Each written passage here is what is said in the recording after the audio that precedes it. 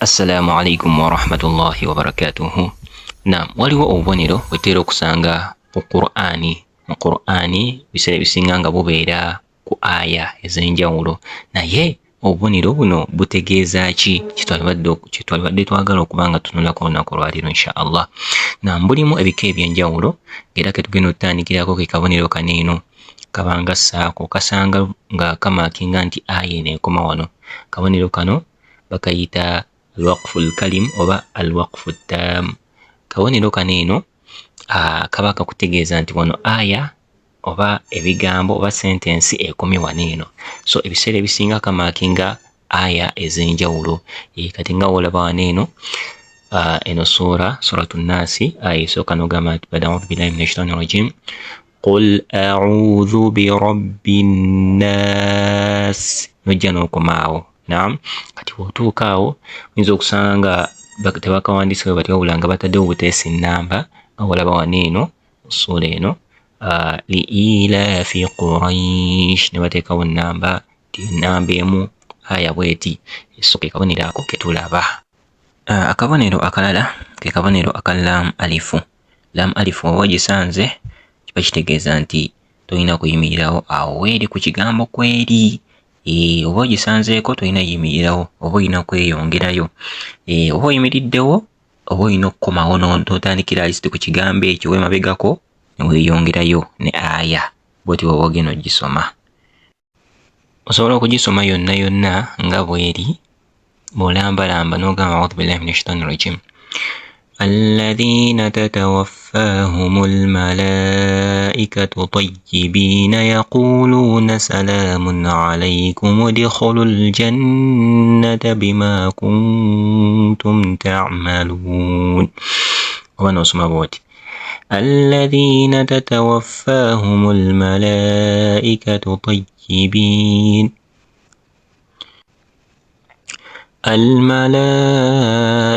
طيبين يقولون سلام عليكم ادخلوا الجنة بما كنتم تعملون. So ensomyo esembeyo gye nsomye ogikozesa singa omukka guba gukugwereddeko ku kigambo tayyibiina ekyo ekiriko kallaamu. Then oba olina okuyunga ng'ovaako mabega oba ng'otandikira ku ekyo kyennyini. Zo tekiba kirungi kubanga omalirira okuba ng'oyimirira ku kigambo ekyo. Naam, akabonero akaddako ke kabonero aka miimu. Akabonero kano kategeeza nti buli w'oba okasanze oba olina oyimirira otteeka olina okuba nga oyimirirawo. Katulabe ekizampo wano eno. Ekizampo gye tulina ye aya eno. Aya eno Allahu jalla wa ala wagamba a'uudhu billahi minash shaitani rajim إنما يستجيب الذين يسمعون. Noyimirirawo kuba waliwo kammiimu ako then n'otandikira wano ku kigambo ekiddako والموتى يبعثهم الله ثم إليه يرجعون. Obubonero buno bwa makulu nnyo ku lw'ensonga nti singa oba okyusizza ekyo oba ogenda kutta amakulu. Allahu jalla wa ala yali ategeeza nti innama yastajibu alladhina yasma'un nti omubaka sallama buli bwe yali ng'akoowoola abo abaali abalamu b'emitima amakulu nti emitima nga jjo tegyakaluba, emitima nga jjo migonvu eri obubaka bwa Allahu jalla wa ala baalinga baanukula omubaka sallallahu alaihi wasallama.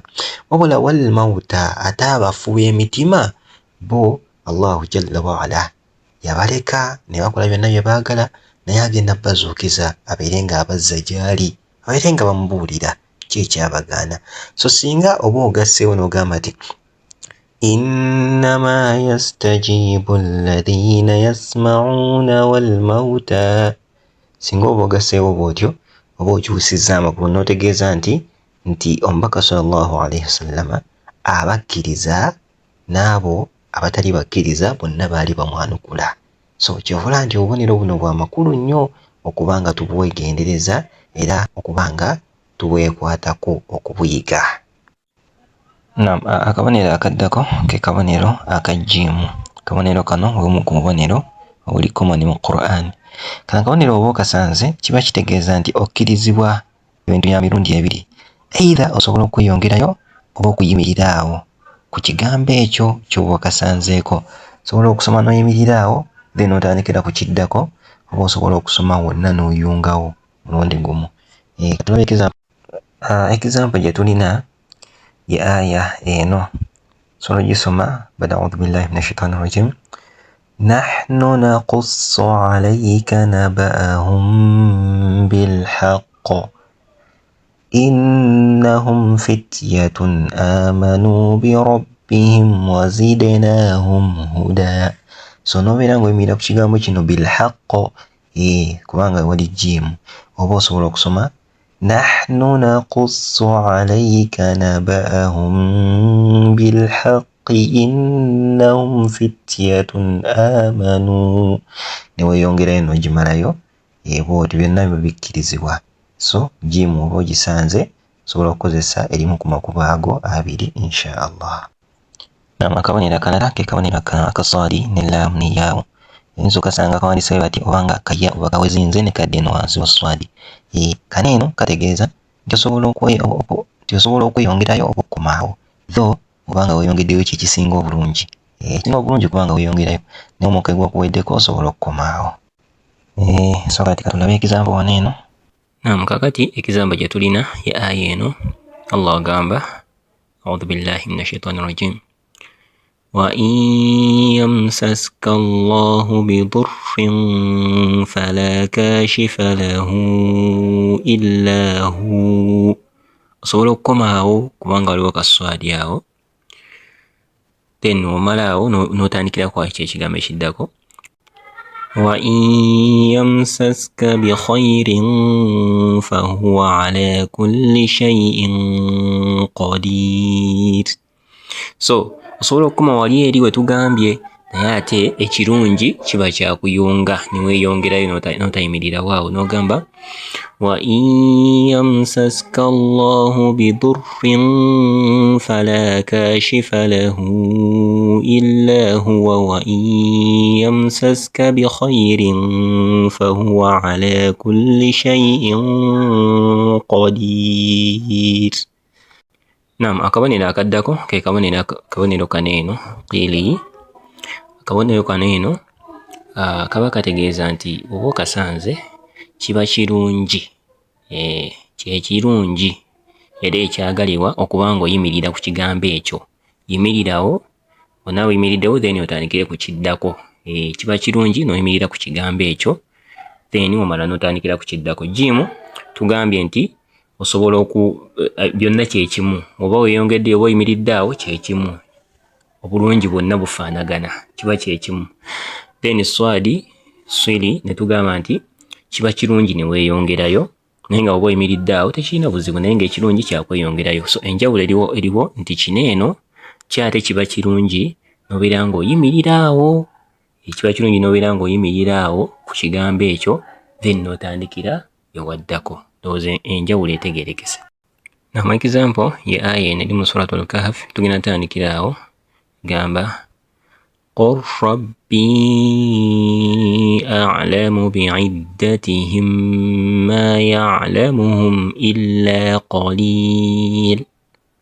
Okomaawo then otandikira ku kiddako فَلَا تُمَارِ فِيهِمْ إِلَّا مِرَاءً ظَاهِرًا وَلَا تَسْتَفْتِ فِيهِمْ مِنْهُمْ أَحَدًا.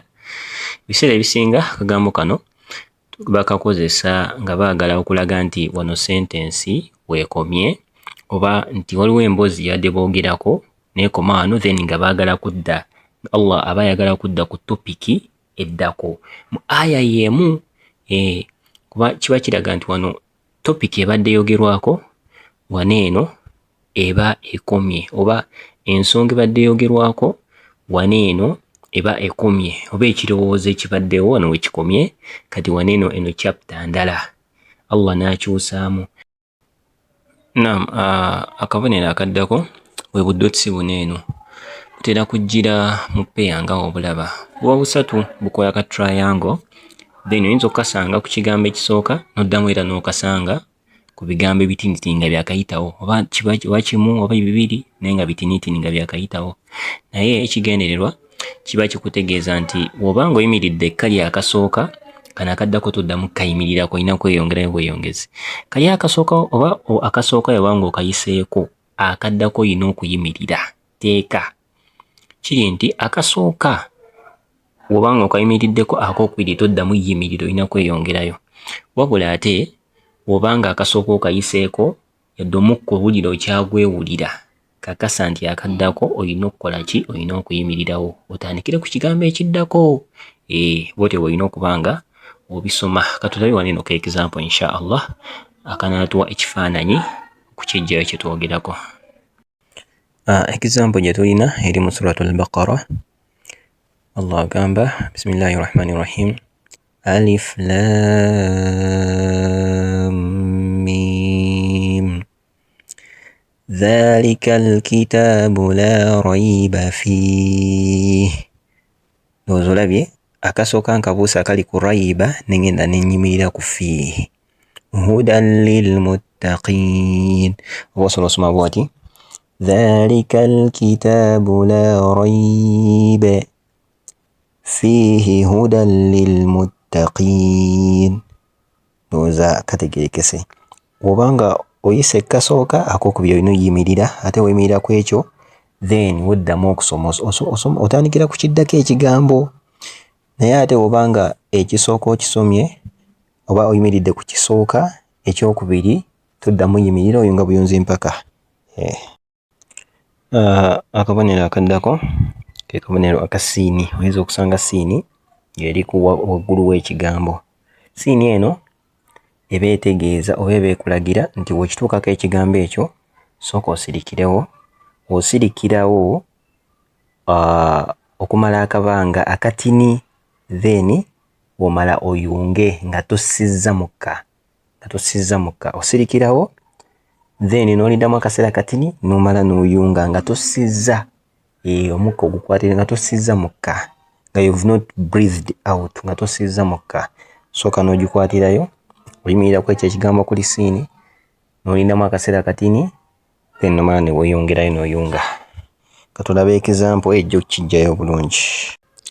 Example gye tulina yeneva mu Suratul Mutaffifin. Allah agamba a'udhu billahi minash shaitani rajim, kalla bal rana ala qulubihim ma kanu yaksibun. Olire engeri nyimirira ku bal.